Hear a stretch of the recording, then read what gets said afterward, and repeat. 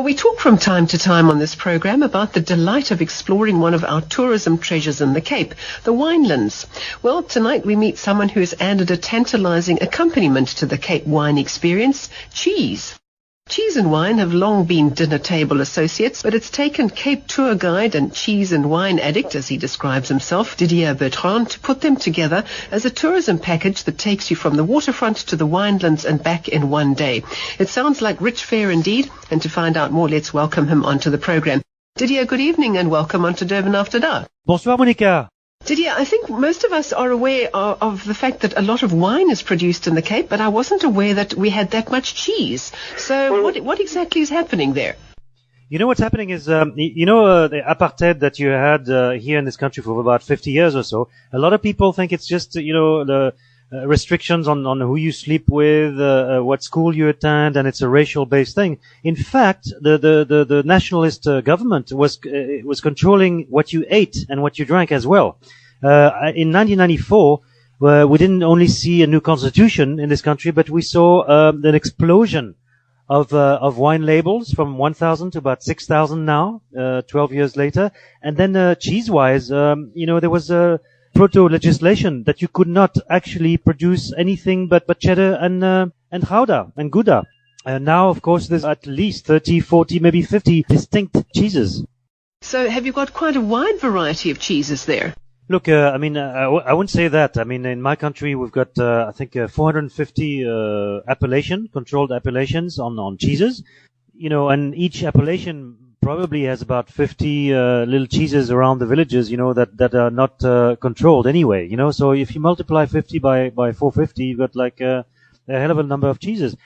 South Africa is basically coming from a glut of 50 years of controlled production into now, as I said, I think we've got about 30, 40 distinct varieties, It's phenomenal. It's exploded. Yes. I mean, out of these 30, 40 or 50 varieties, you've got maybe 3, 4, 5, up to 10 numbers, So you're looking now at a sizable number, an incredible increase anyway, from not so good cheddar, not so good gouda, to very delectable items. I mean, world award winners, and that's incredible. That's the story, really. And do they each require a different kind of wine or aperitif to be enjoyed? Well, cheese and wine history is as old as cheese and as old as wine. I mean, the two actually go hand in hand, about 7,000 years of history, Us Europeans or descendants of Europeans enjoy that kind of food security and health preserving properties. Okay, so it sounds as though there's a lot of eating and drinking that goes on your tour. What I try to do is to show the visitor the terroir. So we have to be mobile. We have to walk in the vineyards, go into the cheesery, talk to the man who makes the cheese, look at the cows, look at the scenery and so on, and explore the attributes of the soil and so on. So I would say it's a specialized tourism product, culinary product for the gastronome. Yeah. I gather that you also promote the tours as good for health. Just explain this. Let me say this in the same perspective. French people are the longest living humans after the Japanese. We're the biggest producers and consumers of wine, and the biggest by far producers of cheese and consumers of cheese in the world. What happens is that the health, the way you eat and the way what you mix, how you do it every day. Wine is something that you start at the dinner table when you're very 5 years old even. I have appreciation for wine. Cheese is something that your mother will send you down the elevator across the street in Paris to go and test for the day. If you can't bring the cheese for tonight, then it'll be tomorrow night. So those stories go on in our own upbringing. Okay, so you obviously enjoy them yourself, and you are the tour guide, I presume. When did you start these tours, Didier? Well, I basically started in December 2005, a couple of days before Christmas. Yes. What attracted me to the idea was the cheese, because we live on cheese. As you know, I'm French and I need cheese. I can't eat, factory cheese for more than 2 weeks. I go pale, my skin goes funny, my eyes look black. So I started looking for cheese myself, and I took the car and I looked for cows, grass, and I found some amazing cheesemakers that were not factories, and I would bring back non-pasteurized milk. And that's how it started. I started bringing stuff back to my house, My friends would come home and say, where's this from? Where are you getting that? Would get this in the supermarket. I was teaching at the French school in Cape Town, and soon enough, parents, especially mothers, would come to me and say, why can't you provide some cheese for a family? So that's what I started doing. Every Friday I would go there at 12 o'clock and deliver cheese to the families, the expatriate families, but also anybody who likes fresh cheese from the farm. It sounds a very enjoyable way to get to know cheeses that perhaps one wouldn't normally have access to. And are people able to buy the cheeses en route?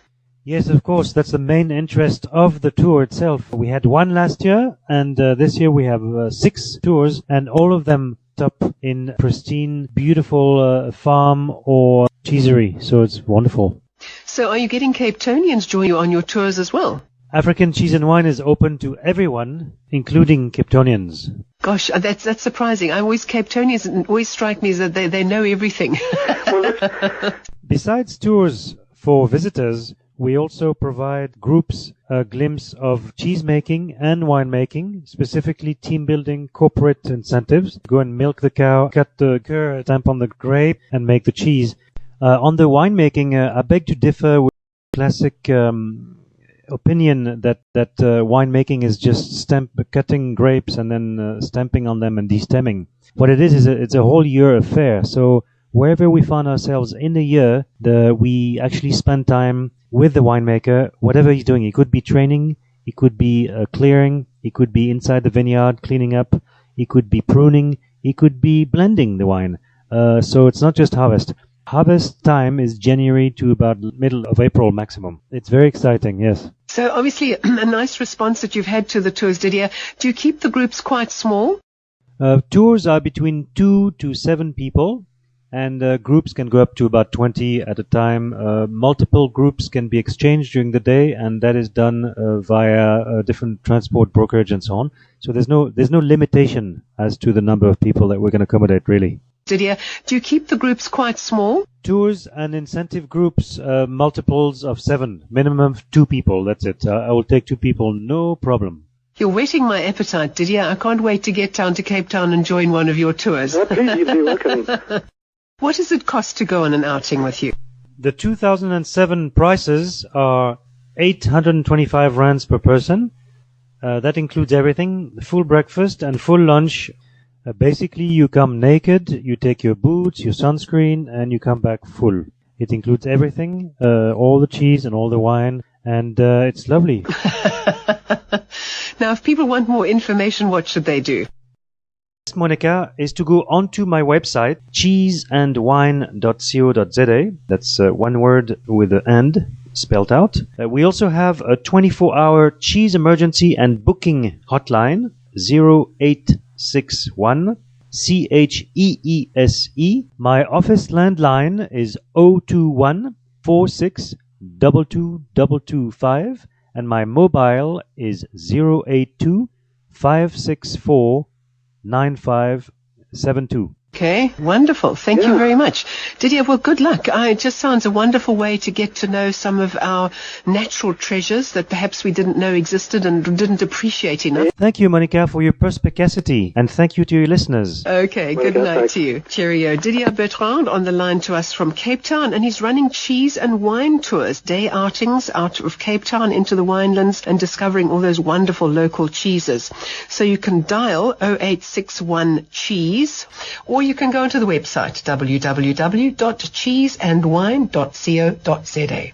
Or you can check our website, safm.coza, if you'd like details of this or any other program.